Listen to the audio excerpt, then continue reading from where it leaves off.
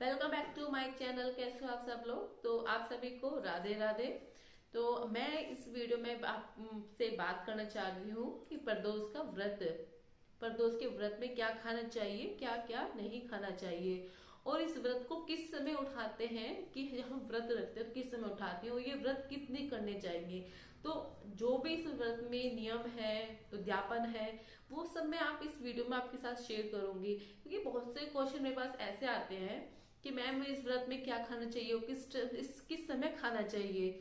तो ज्यादा बातें ना करते हुए तो चलते हैं। तो इससे पहले मैं आप सबको ये बता देती हूँ, अगर आप इस चैनल पर नए हैं तो प्लीज सब्सक्राइब जरूर करना। तो जानते हैं हम प्रदोष व्रत के बारे में। सनातन धर्म में प्रदोष व्रत का बड़ा ही महत्व माना जाता है। प्रत्येक महीने की त्रयोदशी तिथि को पड़ती है। इस तरह से एक महीने में 2 व्रत पड़ते हैं त्रयोदशी के, तो साल में 24 या 25 व्रत पड़ते हैं।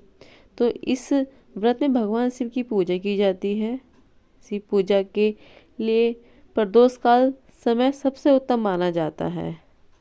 मान्यताओं अनुसार प्रदोष व्रत रखने की व्यक्ति को 2 गायें दान करने के बराबर पुण्य फल प्राप्त होता है।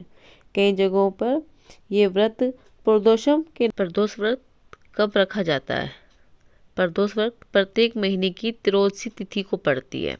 एक महीने में 2 त्रयोदशी पड़ती है, और एक शुक्ल पक्ष में होती है और दूसरी होती है कृष्ण पक्ष में।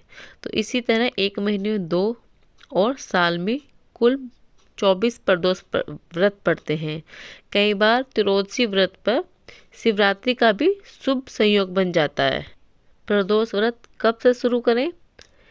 प्रदोष व्रत किसी भी महीने की शुक्ल पक्ष त्रयोदशी से शुरू किया जा सकता है, लेकिन इसके आरंभ से सबसे शुभ समय की बात करें तो सावन और कार्तिक मास की तिथि त्रयोदशी तिथि मानी गई है। प्रदोष व्रत में किस देवता की पूजा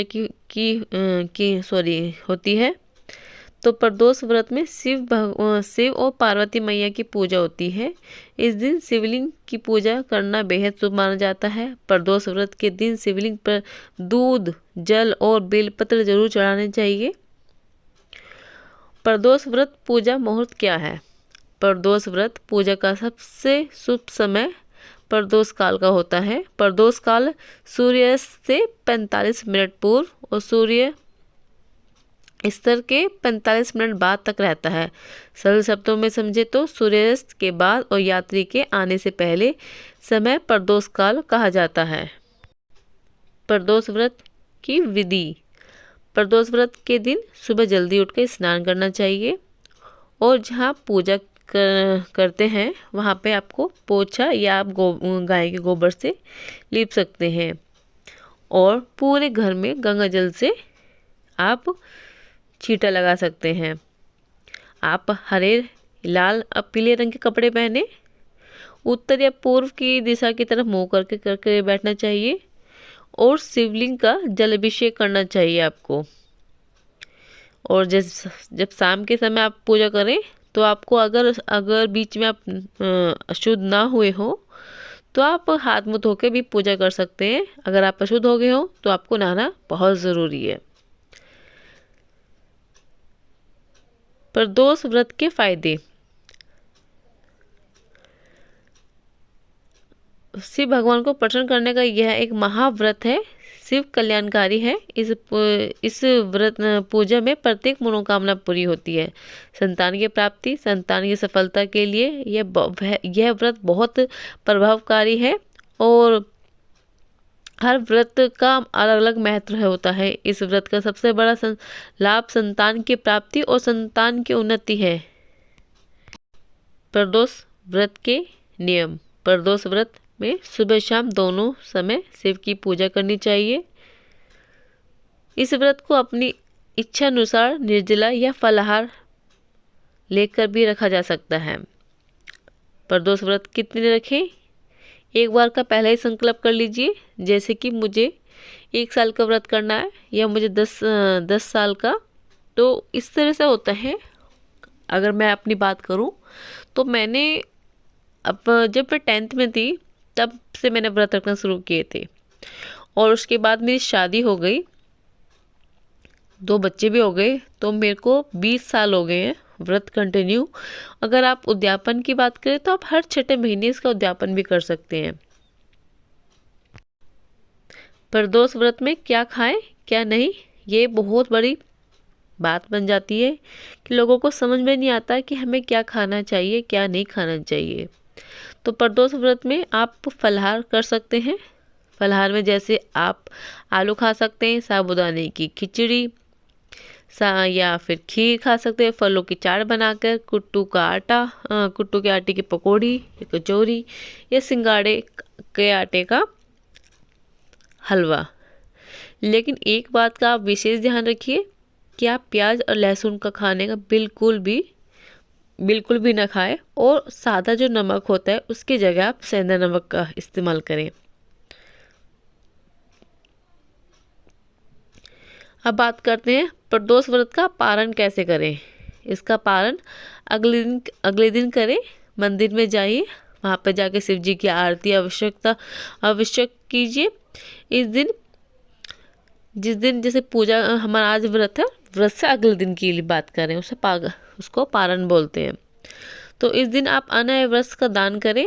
11 या 26 प्रदोष के बाद किसी भी त्रयोदशी को आप पारण करना चाहिए। पारण के दिन कुश के आसन पर बैठकर भगवान शिव का रुद्र अभिषेक करें, हवन करें, अन्न और वस्त्र का दान करें। इस यात्री को जागरण करें। अगर जागरण ना हो आप पे तो आप खुद बैठ के भगवान जी की से भोले की आप आरती या थोड़े 1-2 भजन कर लीजिए। तो ये अगर आप करोगे सच्चे मन से कीजिए। अलग अलग तरह के प्रदोष व्रत और उनसे मिलने वाले लाभ। तो सबसे पहले बात करेंगे हम रविवार की। जो प्रदोष व्रत रविवार को पड़ता है तो उसे रवि प्रदोष व्रत का या भानु प्रदोष व्रत कहते हैं। इस व्रत को रखने से सुख, शांति, यश, सम्मान और लंबी आयु प्राप्त होती है। साथ में सूर्य ग्रह भी मजबूत होता है। फिर आता है सोमवार का व्रत। सोमवार के प्रदोष व्रत को सोम प्रदोष के नाम से जाना जाता है। इस प्रदोष व्रत को करने से मनोवांछित फल की प्राप्ति होती है। साथ ही कुंडली में चंद्रमा मजबूत होता है। संतान प्राप्ति के लिए सोम प्रदोष व्रत बेहद उत्तम माना गया है। उसके बाद करते हैं मंगलवार की। मंगल प्रदोष व्रत को भौम प्रदोष व्रत भी कहते हैं। इस व्रत को रखने के स्वास्थ्य सभी समस्याओं से छुटकारा मिलता है। इसके अलावा कर्ज से भी छुटकारा मिल जाता है। फिर बात करते हैं बुधवार के दिन आने वाले प्रदोष व्रत को सोमवारा प्रदोष व्रत भी कहा जाता है। इस व्रत को रखने की शिक्षा और ज्ञान के क्षेत्र में शुभ फल हासिल होते हैं और साथ ही सभी मनोकामना पूरी होती है। तो ऐसे सबके अलग अलग अपने नियम हैं, तो आप कैसे करें। तो फिर आता है प्रदोष व्रत के समय क्या ना करें। ये बेहद ही पवित्र माना जाता है। इसके दौरान किसी पर गुस्सा ना करें, किसी के लिए अपशब्द ना कहें, इसके अलावा आप साफ सफाई का विशेष ध्यान रखें और इस दिन किसी भी प्रकार का नशा ना करें, किसी से झूठ ना बोले, व्रत में ब्रह्मचार्य का पालन करें और मांसाहारी का भोजन ना करें। आप विशेष ध्यान रखें जब हम किसी से झूठ बोलते हैं या किसी के लिए कठोर शब्द यूज़ करते हैं तो उससे हमारा व्रत अखंडित हो जाता है। तो हमारे इससे क्या अखंडित ना हो तो हमें इसे झूठ नहीं बोलना चाहिए। प्रदोष व्रत छूट जाए तो क्या करें। अगर किसी कारण व्रत छूट जाए तो घबराने की ज़रूरत नहीं है। खासकर महिलाओं का पीरियड के समय व्रत छूट जाता है। तो मान लीजिए आपने 26 व्रत का संकल्प किया है और आपका किसी कारण चौथा व्रत छूट गया है, तो उसमें क्या करेंगे, वो जो दिन आएगा उसको उसको मिस ना करके उसको गिनती में नहीं लाएंगे। आप फिर से अगला व्रत आएगा उस व्रत से करना स्टार्ट कर दीजिए। ये सब भगवान जी को भी मालूम है। उसके बाद बात करते हैं हम यहाँ पे प्रदोष व्रत का उद्यापन। 11 या 26 त्रयोदशी तक विधि विधान व्रत रखने के बाद इसका उद्यापन करना चाहिए। उद्यापन से एक दिन पहले शिव गणेश जी की विधि विधान पूजा करें। फिर उद्यापन वाली रात को जागरण करें। अगर आप जागरण ना हो, मैंने पहले ही भी कहा है, तो आप 1-2 भजन भी कर सकते हैं। इसके बाद अगले दिन सुबह के समय वस्त्र में रंगे, मतलब कि हरे लाल रंग के कपड़े पहने तैयार हो, और वहाँ पे फिर आप एक छोटा सा हवन करें। उसमें ओम उमा सहित शिवाय नमः का मंत्र का जाप करें। 108 बार का जाप करते रहें। हवन विधि विधान से हवन करें। उसके बाद इसकी शिव जी की आरती करें, शांति का पाठ करें। इसके बाद अपनी यथाशक्ति अनुसार ब्राह्मण को भोजन कराकर दान भी दें। प्रदोष काल में उपवास में सिर्फ हरे मूंगे का सेवन करना चाहिए, क्योंकि हरा मूंगा पृथ्वी तत्व है और मंदराग्नि को शांत रखता है। इस व्रत में लाल मिर्ची का बिल्कुल भी प्रयोग ना करें। आशा करती हूँ मेरी ये वीडियो आप सभी को पसंद आई होगी और आपके लिए बहुत फ़ायदेमंद रही होगी। तो प्लीज़ सब्सक्राइब ज़रूर करना मेरे चैनल को, अगर आपको वीडियो अच्छी